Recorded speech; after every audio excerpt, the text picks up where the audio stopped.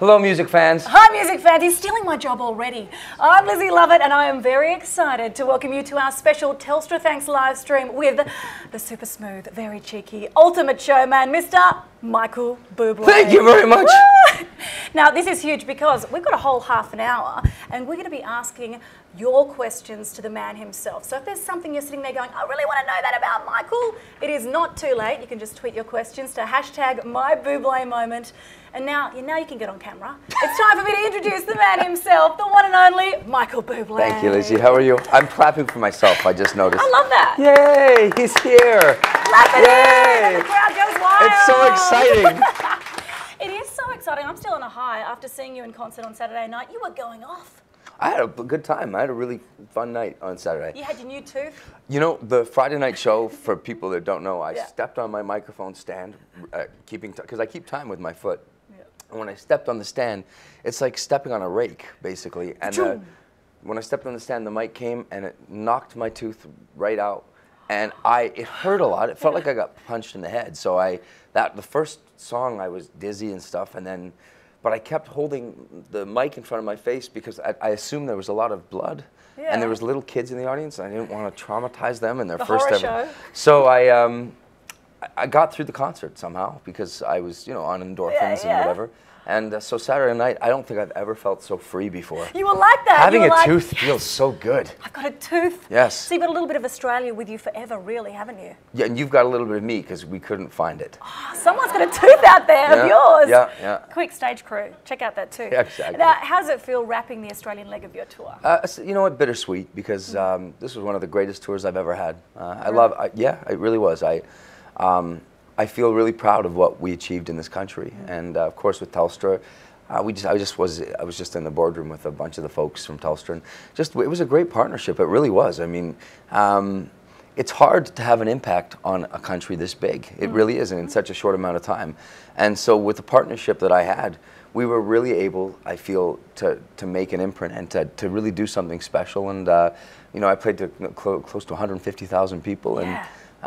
Just sold them out, It was amazing. It really was. It was great, and I had so much fun every night. I mean, I honestly wish that I could pull a Pink and stay here a lot longer. And just tour here forever. Because us Australians, we have that special affinity with you. We love your cheekiness and your naughtiness. I like that. I say it in the shows, but it's the truth. I like that when I come here, I can just be myself, and I don't have to worry or filter myself or try to be politically correct, because there are a lot of places where you have to. There's countries, even in America, my manager will tell me before I get on stage and somewhere in mid-America, he'll say, this is not LA, this is not New York. You gotta behave, Michael, you gotta be, yeah, you really do. You gotta be careful. And here, there's a great freedom because Australians are really wonderful people with great self-deprecation. No, I was just gonna set myself up, but. Very much like Canadians, really self-deprecating humor, not to be trifled with. We're tough people, but I think that there's a reason why people use our flags on their suitcases when they travel. Oh, really? Yeah, and they're not from our country. That tells you something about what people feel about us as people. Well, talking about cheeky, we had that competition, the Telstra Thanks competition, where we actually asked your fans to find an Australian look-alike. Did you hear about this? No. Yeah, I was rocking up to the concert, and there you were. I thought you were there signing autographs, having photos, but Please tell me it's Cody Simpson. Cody Simpson, you're much hotter than Cody. Please. What are you talking about? He is so hot. He's your man crush. Yeah, I love him. So I'm guessing you didn't get to meet your Australian No, I didn't. Did you have a picture of him or something I could see? What would you rather, him be hotter than you or not as hot? No, I'd much rather him be not as hot. He was not as hot, Michael Buble. Good God. But everyone was still very excited to see your not so hot version of you. I played a club one night a little while ago, and somebody was screaming, "Hey, you have an impersonator that's here!" And the kid got on stage, and he was like, he looked like Brad Pitt. Brad Pitt looked fat compared to this kid, and the kid was like tall, and then he sang, and I basically pushed him off stage and said, "Get off the stage." I don't want you around. Yeah, no, this does not look good for me. No, you just go, "I'm that hot. Thank you very much." Yeah. No, but seriously, well, the fans were very excited by meeting this guy. Cool. But what do you think it is about the real Michael Buble that they love so much? Because your fans are so passionate about you. I don't know how to answer that question. Yeah, why do they love you so much? I don't know. I'm not even assuming they do. I just love them. And the truth is, you guys go home at night and you live your lives and go on. And the truth is, and it's honest, I think about you guys every day. I really do. You changed my whole life, and I never ever dreamed that it could be like this, you know. And I have such a joy in doing what I do, and you know, I'm just grateful and appreciative. Every single day, I try to be in the moment, and so I know why I love them. That's all I can really say. Yeah. Well, look, here in Australia, we're very sad you're leaving. You're about to get on a plane this afternoon. I'm going to New Zealand. Cry? Are you going to cry a little bit when you leave? You'll be sad. I will be sad. I'm going to cry right now. Honestly, there's a place in my heart that when I go is never, I mean, there's always a place I feel can never be filled, because I leave here, of course I miss the country, but I miss Cody Simpson and Delta Goodrem so much. And Guy Sebastian, you love him too, remember? Guy Sebastian, he's also hot too. He's hot. Yeah. I love it here. No, of course I miss it. And what's cool is I'll be back here again pretty soon. Yeah. Well, we absolutely love you now. So much so that I have so many questions from your fans. I can't wait to Are you hear ready these. for these? I'm okay. ready. A whole lot of fans. Now, okay. First up, we've got Leanne Kalina. She'd like to know if you could invite one music legend to dinner, alive or deceased, who would it be? Elvis Presley. The king. That one's easy. Elvis Presley. Yeah. Why? Because I think he was an ambassador for great music. I think he was somebody who was an inventor. I think that he took what he did to another level. I think he was one of the greatest entertainers in the world. And more than that, from everything I've heard, he was so well liked. He was a nice man who was a gentleman, and seemed to have time for everyone, who was charitable, and seems like one of those guys that you could probably sit down with, and you know, one of those guys that hang out with. You know what's funny? My manager always says this, but you know that you know, women wanted to be with and men wanted to be like, and I think that you know, he's kind of like that. Yeah. For me. Is it true that you played Elvis Presley early in your career, yeah. when you were like in your early 20s? I did, yeah. Watch out! I'd like to see that. Come on. Yeah. Now, Alice would like to know, who is your biggest career influence? Is it Elvis? You know what? I would say that Elvis was a big one. I think a guy like Bobby Darin was big too. He was an old he started off with his first hit was a song called Splish Splash. And he kind of moved into swing and stuff like that. And then I'd say Michael Jackson, above all, was probably the biggest, had the biggest impact on me in my life. And that could surprise people, couldn't it? Probably. I mean, I liked the Motown stuff a lot growing up, and Michael was just, obviously, again, a man who was, like anybody else, I really had an affinity for people in this business who really came first. And I think, like I said, Elvis Presley. Innovators. It's sort of, yeah, he was an innovator. He brought you know, he brought black music into the mainstream. Whole new genre. Louis Armstrong, the creator of jazz, is someone that I appreciate so much because of the fact that no one had done what he had done. This man came in and was completely innovative, and not just that, but just did it naturally better than anyone would do it again. And again, Michael Jackson, I just saw things I'd never seen before. I remember watching him with my family, doing the moonwalk for the first time at the Motown Awards, and even now when I listen back, I realize that his voice, I mean, just, you know. So pure, yeah, and what a beautiful voice. Oh. If you listen, there's a song called Can You Feel It that the Jackson 5 had done. Yeah. And the song starts and you can hear his brother singing. His brother's got a really nice voice. I don't know which brother it is, Tito or Randy or whoever. But when Michael comes in, it's like soaring, and you realize then, you say, oh, okay, well, wow, this It's magic. This is a special guy. You know, God kissed his throat, and not just that, but he's a great songwriter. And you almost do a bit of moonwalking too on stage. I've seen you. You're swinging your mic and doing a bit of moonwalking. You know, the only reason I could do it, you know what I did on the last tour? I used to do a Michael Jackson bit, and my stage is raked. Yeah. So I could climb the stage and I could do the moonwalk back while sliding down. It's a fake moonwalk. It's a fake moonwalk. Yeah. Well, you pull it off, that's for sure.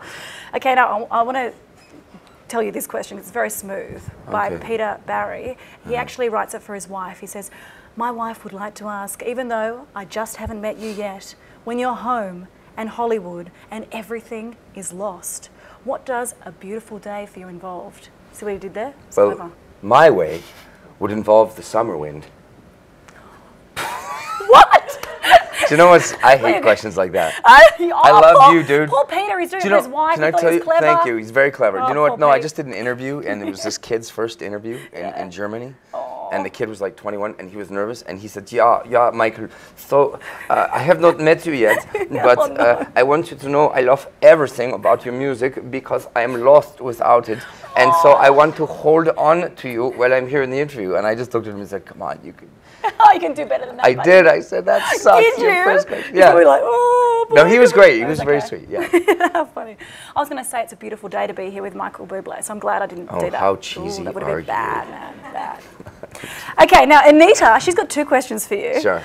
If your beautiful little son Noah wanted to pursue a career in showbiz, and that's a way off because he's what, 8 months old or something. We've thought about this though. What is the most important piece of advice you'd give him? Always start with softcore.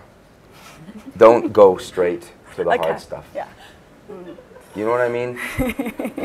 The kissing scenes and whatever, the hugging, but you want to try it, and if you feel comfortable with that. And just build it up.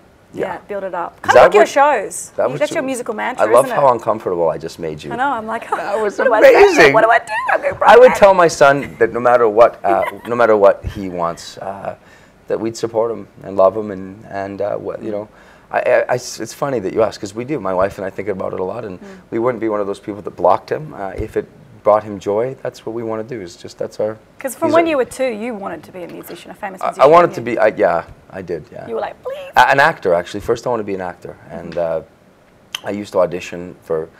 I mean, I did plays and little movies and stuff like that. But yeah, getting duets. My parents were really supportive. Though my parents did that thing where they said, "Okay, kid, if that's what fulfills you, you know, we just love you." And what a beautiful family. You've got a very close family. And your dad was there. Your mum and dad was there. Yeah, my mum and dad came. Now, my sister was supposed to come too. My little sister Brandy taught special needs kids for many years before she had her own, and so she had always had dreams of becoming a writer. And she wrote this book, a bunch of books, actually 16 of them, and with the help of my manager and her, I mean, they just, you know, their ingenuity and their hard work, she got signed, and she's published. So there's a book out now called O'Shea the Octopus, and she was supposed to come here. What's it called? O'Shea the Octopus. Oh, it's about, she writes these books about how these animals who are different, that their differences are what make them special, and they overcome those differences. And they're really sweet books, and my sister is a really talented girl, and so she was supposed to come here too. Yeah. But they didn't. They wanted to release it first in Canada. So do you read it to Noah? Yeah, of course. Oh, yeah, absolutely. He must love them. Yeah, yeah. That's very cool. He has no clue what's going on. He doesn't. I've got a 1-year-old. She has no idea. No. I think. Now Anita wants to ask another question. Sure. This is very lovely. A fabulous career, a gorgeous wife and son, and you're a Canadian, so obviously you're a very cool person. You really do have the world on a string. What's next for you? Another one of those questions? questions? Sorry, I know. I had to read it though. That's okay, no. What's next for me? Yeah. What do you want to do next, other than go to New Zealand? You know what? Just try to...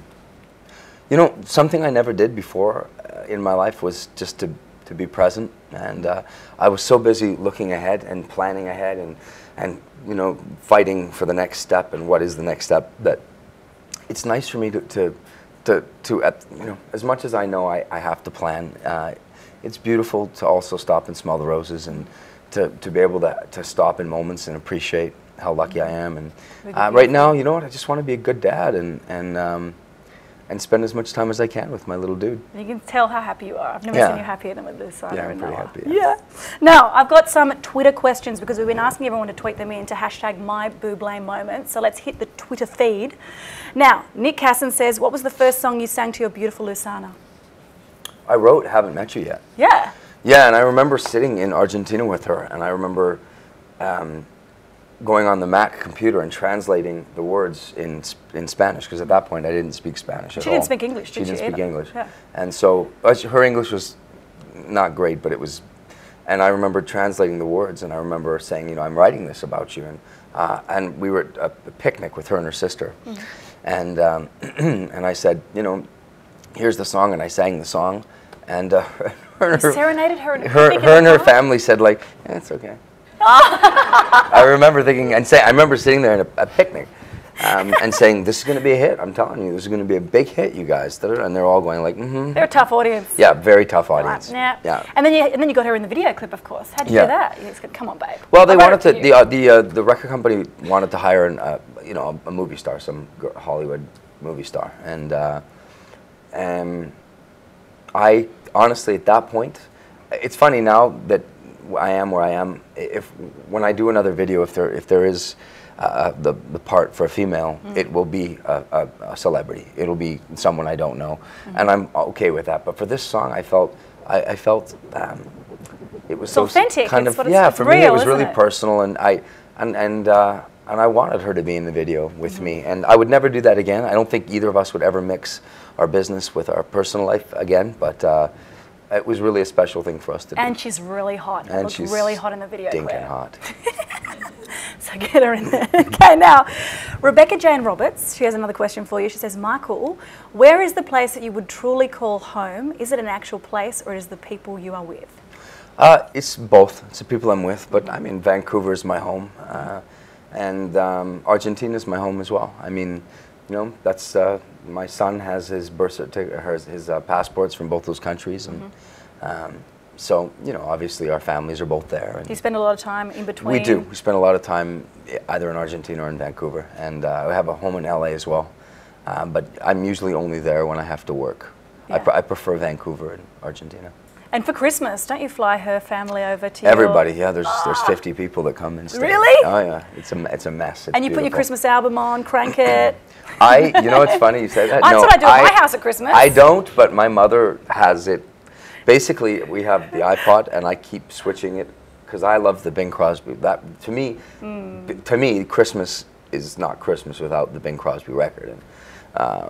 And then you got to. And so I switch it, but no, my mother wants to hear me all day. Does she say, it's so horrible. Let's put Michael on. You know what's weird is that people that know me, people that are work with me, know that the moment I come into a restaurant or a shopping mall, when my music's playing, I cringe.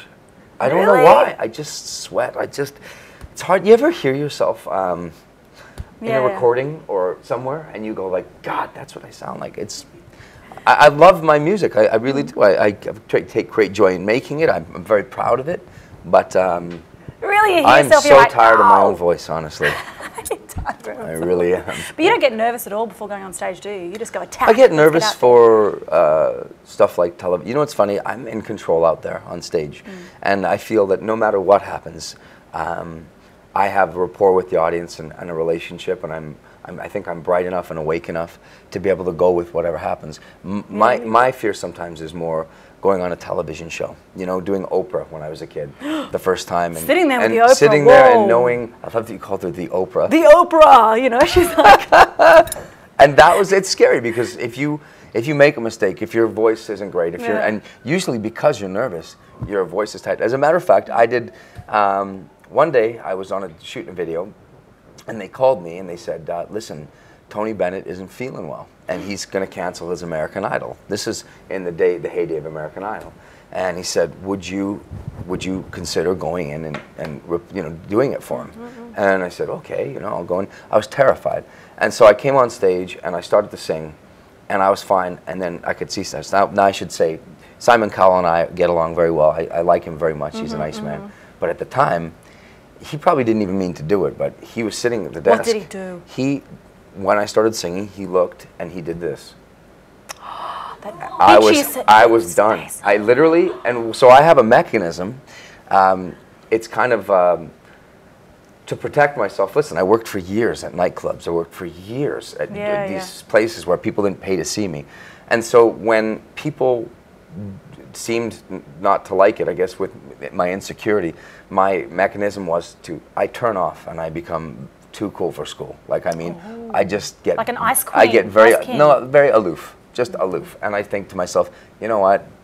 Fine, I'll just do this and whatever, screw you. And so I spent the rest of the thing just whatever. Giving attitude to Simon Not Cowell. attitude, just didn't care. I just did the thing, and it became a huge controversy. Really, it became a controversy because people said, "Look, he's drunk. He's drunk." I've got this a lot, by the way. People always assume that I'm drunk. Now, listen, I love to party. I'm like a lad like anybody else. But in my life, never, ever have I... Oh, that was my security guy. Security! Never in my life have I ever had anything, drugs, alcohol, anything working. So no, it sucked, but I sucked. Yeah, I definitely got nervous, and you tighten up, and everything kind of... Oh, the minute becomes 7 hours. Really? Yeah, now I'm better. Now, you know, I did a duet the other day with somebody who I'm a huge fan of. Can you tell us? It sounds like it's a secret. What's funny? I don't know. Hey, Bruce. Tell us. Am I allowed to tell people who I sang with? Come on, Bruce. Really? Okay, so I did a duet with Streisand. And I was terrified. Stop it. Terrified.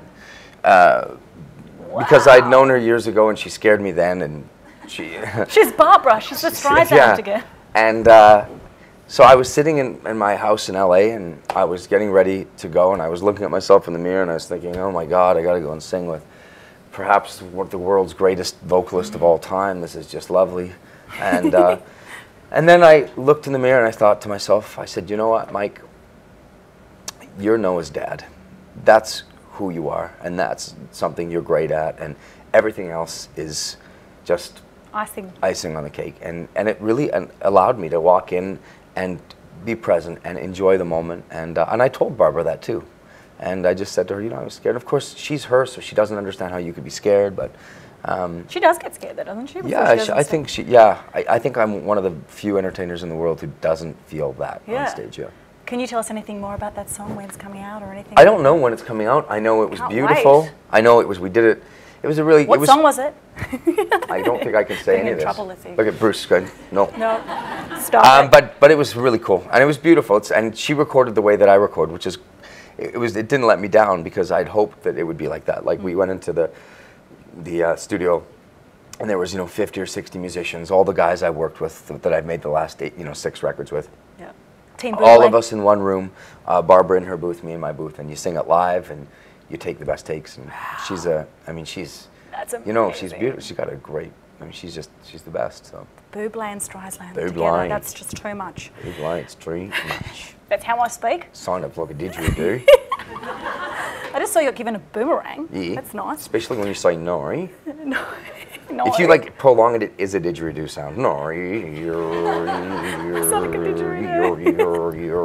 Let's do a little corroborate how to do that. Yeah. Now, Holly, let's move on to Holly, because Holly really wants to know, what is it like to perform in front of thousands of people? Wonderful, wonderful. They're my family. I really think about the audience as an extension of my family and my friends. It's like hosting a party, It becomes very natural. And everyone comes to your party. I mean, I saw your crowd. Awesome, you've got your young hotties, you've got your nanas rocking out. Yeah. You've got everything. Everything, yeah, absolutely, yeah. Just going for it. Yeah, there's nights when I actually look out, and it is amazing. I see black, white, gay, straight, young, old, rich. I mean, it's like the most. That's a testament to this music. It's a testament to the fact that whether it's songs that I'm writing or songs that I'm covering, I think they speak to people. I think a lot of them.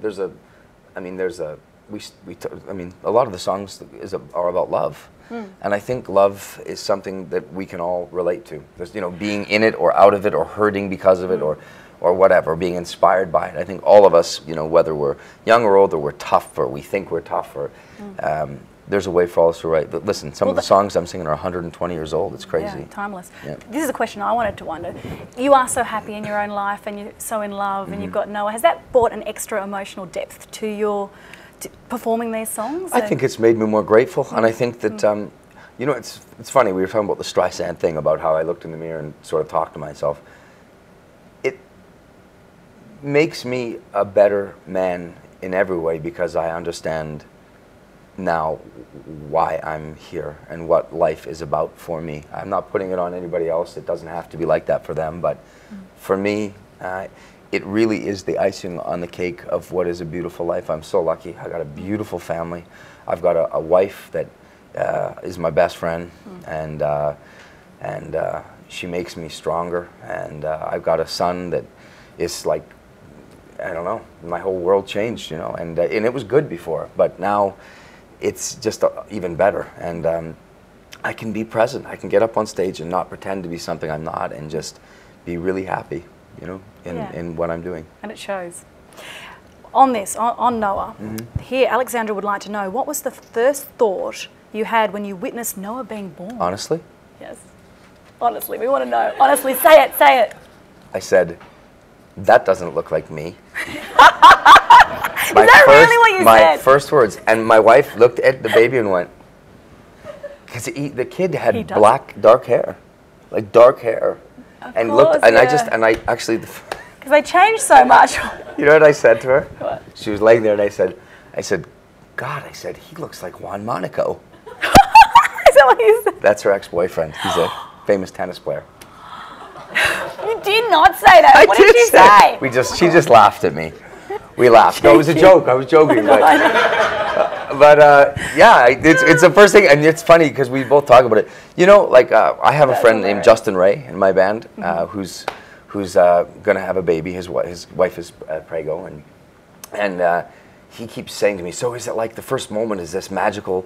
But it wasn't for me and my wife. It was beautiful. I mean, we were in shock. It's in shock. When I gave birth, it is like that. You're like, what just happened? Yeah. That was like amazing. Because I had people say to me, it's like when you meet him, you'll understand everything. And I was like, no. It was like Pressure. for me, it was like somebody coming up to on the street to you and saying, I'm your father. And you say to that person, that's lovely. Do you know what I mean? But, but Let's be friends. I don't know you. And it was like meeting this little baby. It was so foreign to both. It was like... Because he looked like your wife's ex-boyfriend. Yeah, no. It wasn't that. It was just so... It was like, did you feel that way? Can I ask you that? Did you... I mean, you're the mom, so... We really became connected that night or the day after. Yeah, no, me and my wife both. Yeah. It was like... Once we went through the shock of all of it, then it was like, you know... And now he looks much more like you. Now he looks, yeah, he does. And you guys travel everywhere together. You're like the three amigos. Thank God. Thank God. Thank God he looks like me. Yeah, he does. That's good. That's good. Okay, now Morgan would like to know, what was your most magical Bublé moment? That's deep, isn't it? It's very... I don't know. What is a Bublé moment? I don't even know what that means. Morgan's just tripping. Maybe we should move on. No, you know what, Morgan? One of the things that was biggest for me was at 25 years old, finally, after 10 years or 11 years of struggling and working and fighting, I got signed. And in Canada, we have something called the Juno Awards. And the Junos, they're our Grammys, basically. And I remember I had been nominated for New Artist. And I was sitting at the table at a kind of a function. And when they called my name, I remember I could hear my heart beating in my ears. And I remember in this moment actually thinking, my God, I've done it. You know, they can never take that away from me, and it was just huge for me. It was, you know, it was my country and my peers. Yeah. Was that light bulb moment? I've yeah, done it was because really. you slogged it was for really a long big for time, me. didn't you? It was, you know, yeah, I did. 25, yeah. where you're almost like, I'm just going to give this up. Yeah, I was close to giving it up. Yeah. And now look at you. Oh my God, world domination. Now, Casey Rose Walsh wants to know, what is your ultimate wedding song? You know what's funny? I think Lou and I danced to Young at Heart, and we danced to and then when we had our wedding video, we used Jason Mraz's "I'm Yours." Beautiful. I really liked that song. I thought it was a really great song. And actually, a wedding played a big part in your discovery, didn't it? It definitely had a part. Yeah, it did. Yeah, there was I had been, like I said, working through anything I could do, clubs, theater, anything really, and I had taken a corporate event, and because I had finally run out of money in Toronto, and I was going to go to school. I wanted to become a journalist. I had many friends that were journalists, and so I was going to go and become a journalist. And on the last day, I basically took this gig so I could pay for my airplane tickets home. Yeah. At that gig, I met a man who introduced me to the Prime Minister of my country, and the Honourable Brian Mulroney liked what I did, and they took me in. They really did. Fate. They took me in, the family, and they had me sing at the daughter's wedding. And at the daughter's wedding, I met David Foster, who's a big producer, and from there, the story is much longer and more convoluted. But so a wedding did have something to do with it. Yeah. Well, it was fate. It was meant to be. Now, I think you've already answered this, but Angela quickly would like to know our final question: is there an artist you would like to sing a duet with? Would it be Barbra Streisand? I think honestly, if I could, I mean, I would have done anything to have a chance to even see Elvis Presley. Forget sing a duet with him. I think just to be in the audience and sing while he did his thing, I think. Just to meet him and hang out. Yeah, I just, yeah, had a big impact on magical. Now look, we're running out of time because I know you're literally running out in a car, on a plane to New Zealand where you continue your tour. Yep. So we've got to quickly say that the New Zealand shows are happening Wednesday the 21st and Thursday the 22nd of May at Vector Arena. And for tickets you can visit ticketmaster.co.nz. Are there tickets available? Probably all sold out. I bet you they're sold out. I hope so. They're totally sold out right now.